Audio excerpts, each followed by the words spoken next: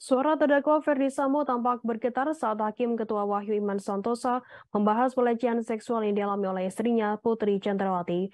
Wajahnya juga tampak tegang saat Hakim mencecar pertanyaan kepada Sambo di sidang lanjutan di Pengadilan Negeri Jakarta Selatan pada Selasa 10 Januari 2023. Hakim mengatakan peristiwa tersebut merupakan awal dari kasus pembunuhan berencana Brigadir Nofriansah Yosua Huta Barat alias Brigadir J. Sambo kemudian meminta maaf atas terjadinya kasus pembunuhan yang melibatkan banyak anggota kepolisian. Skenarionya soal tembak-menembak antara Baradae dan Brigadir J membuat dampak luar biasa di tubuh kepolisian.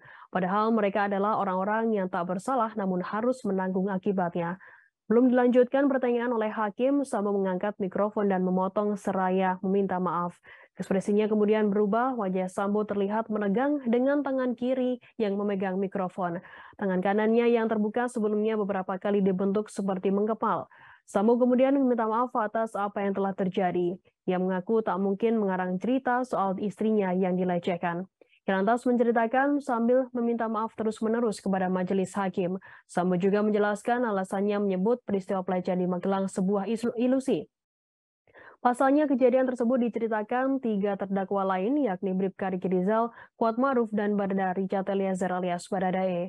Sedangkan peristiwa tersebut tak ada dalam skenario Ferdy Sambo. Suara Sambo kemudian terdengar bergetar saat menceritakan tentang istrinya yang mengalami pelecehan seksual. Yang mengatakan Putri malu menceritakan kejadian tersebut sehingga Sambo mengaku tak mungkin berbohong atas kejadian ini. Ia tak mungkin mempertaruhkan jabatan hingga pangkatnya hanya untuk berbohong soal kejadian pelecehan seksual tersebut. Majelis Hakim dalam sidang pembunuhan Brigadir Nofriansah Yosua Huta Barat alias Brigadir J mencecar pertanyaan soal visum pelecehan seksual yang diduga dialami oleh Putri Chandrawati. Pertanyaan tersebut diajukan ke terdakwa Ferdy Sambo dalam sidang lanjutan di Pengadilan Negeri Jakarta Selatan pada Selasa 10 Januari. Hakim mempertanyakan soal Ferdy Sambo yang tidak melakukan visum terhadap istrinya selesai terjadinya pelecehan tersebut. Hakim Ketua Wahyu Iman Santosa menyebut padahal Ferdy Sambo bukan orang baru di bidang reserse dan kriminal. Wahyu mempertanyakan sikap Sambo yang tak memiliki inisiatif seusai mendapat cerita tentang pelecehan seksual yang dialami oleh sang istri. Padahal hal itu merupakan sebuah langkah pembuktian. Sambo kemudian menyebut hal itu merupakan langkah yang disesalinya karena tidak melakukan visum terhadap sang istri. Yang menyebut dirinya tak berpikir logis pada saat mendengar kabar buruk yang diderita oleh istrinya. Awal mengenai peristiwa Magelang. Ini kan semua bermula di peristiwa Magelang yang saudara sempat katakan bahwa ini satu ilusi, dan peristiwa di Magelang ini hanya saudara berdua dengan istri saudara saja yang memberikan keterangan di persidangan itu. Tetapi akibat peristiwa itu dampaknya luar biasa buat tubuh kepolisian, di mana tadi saya terangkan dari skenario awal banyak sekali orang-orang yang tadi saudara sampaikan bahwa mereka tidak tahu dan mereka tidak bersalah sehingga harus menanggung akibatnya. Saya mohon maaf yang mulia, saya juga tidak mungkinlah mengarang cerita bahwa istri saya ini diperkosa. Apa manfaatnya buat saya yang mulia?